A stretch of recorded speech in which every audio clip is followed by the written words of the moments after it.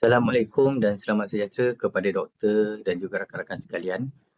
Kami dari Kumpulan 6 yang melakukan program bantuan awal CPR di Masjid Sultan Abdul Samad KLIA bersama dengan Kementerian Kesihatan Malaysia KLIA dan juga ahli Masjid KLIA yang berlangsung pada 25 Mei 2026. Di sini kami ingin memberi perkongsian amalan terbaik refleksi kritikal dan elemen inovasi.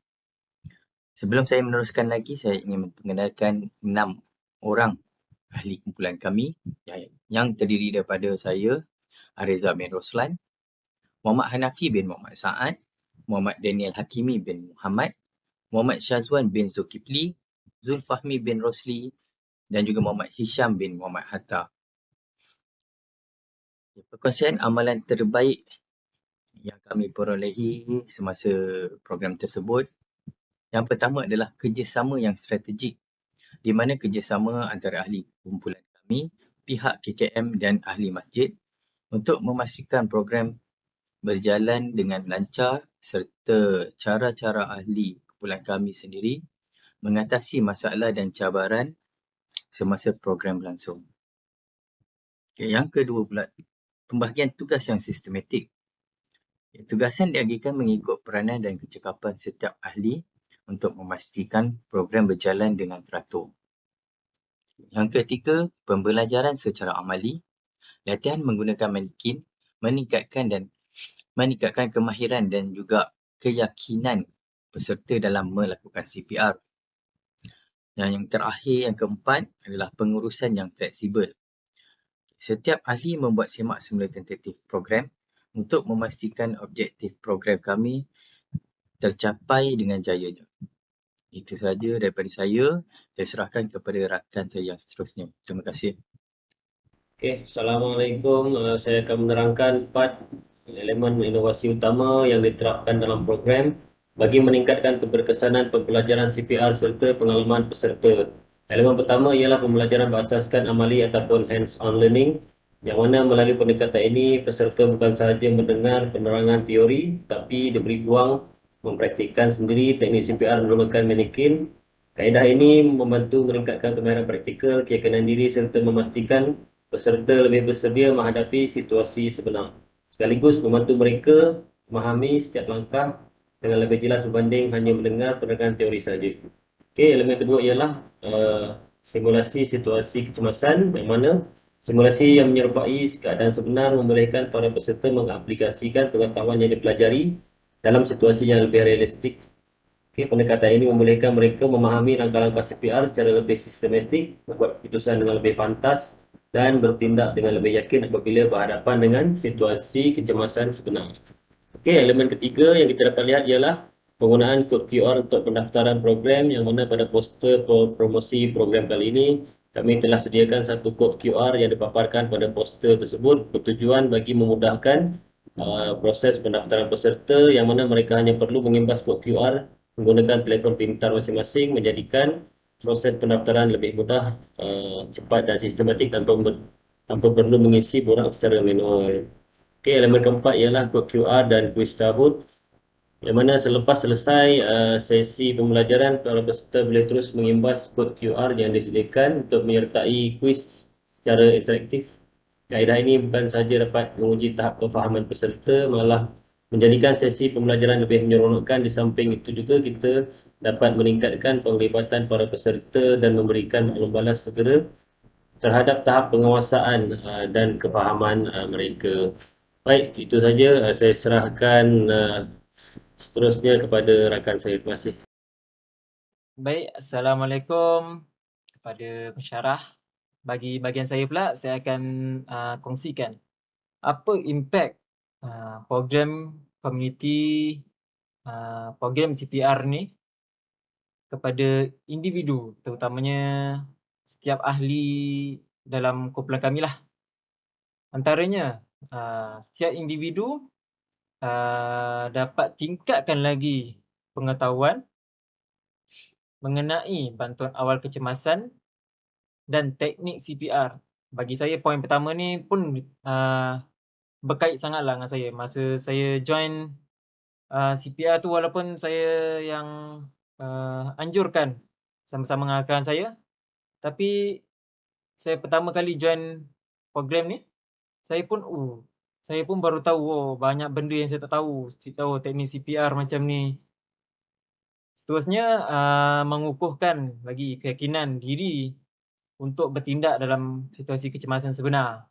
Contohnya kalau macam saya mungkin, kita dah belajar, dah dapat ilmu. Jadi kalau nampak situasi sebenar, mungkin kita dapat buat perkara yang kecemasan dululah. Perkara awal, bantuan awal kan. Seterusnya meningkatkan lagi kemahiran komunikasi, kepimpinan dan kerja berpasukan sepanjang program. Masa sepanjang program ni alhamdulillah kita dapat berkomunikasi pada peserta semua. Seterusnya memberikan pengalaman praktikal yang membantu dalam pembelajaran berasaskan situasi sebenar. Sekian daripada saya. Assalamualaikum, nama saya Muhammad Syazwan bin Zulkifli, nombor kad matrik 315098. Okay, hari ini saya nak bentangkan mengenai refleksi kritikal impak kepada individu. Okey, melalui program ni, ahli kumpulan telah berjaya meningkatkan pengetahuan tentang bantuan awal kecemasan dan teknik CPR. Ilmu yang kami peroleh bukan sahaja dapat menambah kefahaman, malah dapat memberi keyakinan untuk bertindak dengan lebih pantas dan tepat sekiranya situasi kecemasan berlaku. Selain itu, program ini juga turut dapat mengukuhkan kemahiran pengurusan program, komunikasi dan kerja berpasukan. Sepanjang proses merancang dan melaksanakan aktiviti, setiap ahli memainkan peranan masing-masing serta belajar bekerjasama bagi memastikan program berjalan dengan lancar. Okey, di samping itu, kami juga dapat meningkatkan kemahiran kepimpinan dan kebolehan menyelesaikan masalah iaitu dengan melalui kerjasama antara Kementerian Kesihatan Malaysia KKM dan juga JK Masjid lah. Pengalaman ni dapat mengajar kami cara berkomunikasi dengan pihak luar, dapat membuat keputusan secara bersama dan menangani cabaran yang timbul dengan lebih berkesan. Kesimpulannya, program ini bukan sahaja dapat memberi manfaat kepada peserta, malah dapat juga memberi impak yang positif kepada kami ahli kumpulan dari segi pengetahuan, kemahiran, kepimpinan dan pastinya berguna untuk masa hadapan. Sekian, terima kasih. Okay, baik. Assalamualaikum dan selamat sejahtera kepada doktor dan rakan-rakan. Okay, seterusnya saya akan membentangkan tentang refleksi kritikal impak kepada komuniti. Okay, melalui program latihan bantuan awal pernafasan CPR yang dijalankan, terdapat beberapa impak positif yang dapat dilihatlah. Okay, yang pertama, program ini meningkatkan kesedaran masyarakat mengenai pentingnya bantuan awal pernafasan serta bantuan awal kecemasan. Dengan adanya kesedaran ini, lebih ramai anggota komuniti akan terdorong untuk mempelajari kemahiran menyelamatkan nyawa dan bersedia membantu apabila diperlukan.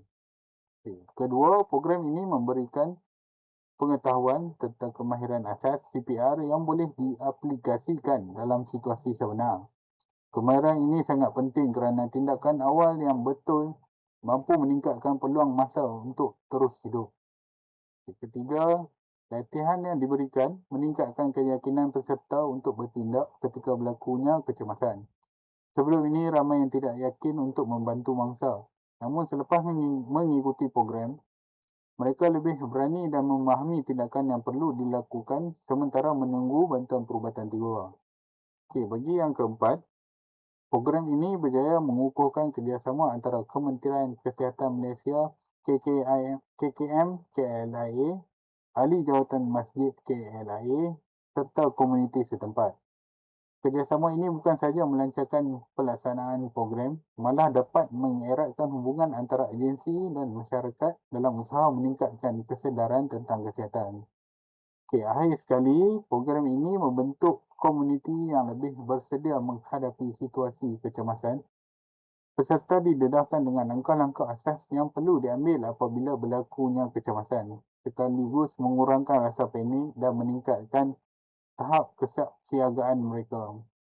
Bagi kesimpulan impak kepada komuniti, program ini bukan sahaja berjaya meningkatkan pengetahuan dan kemahiran peserta, malah turut membentuk komuniti yang lebih peka, yakin dan bersedia menghadapi sebarang situasi kecemasan. Diharapkan program seperti ini dapat diteruskan pada masa hadapan demi melahirkan masyarakat yang lebih prihatin dan berdaya saing dalam aspek keselamatan serta kesihatan. Okay, sekian daripada saya. Untuk slide seterusnya saya serahkan kepada rakan Encik Syam. Terima kasih. Assalamualaikum warahmatullahi wabarakatuh. Salam sejahtera.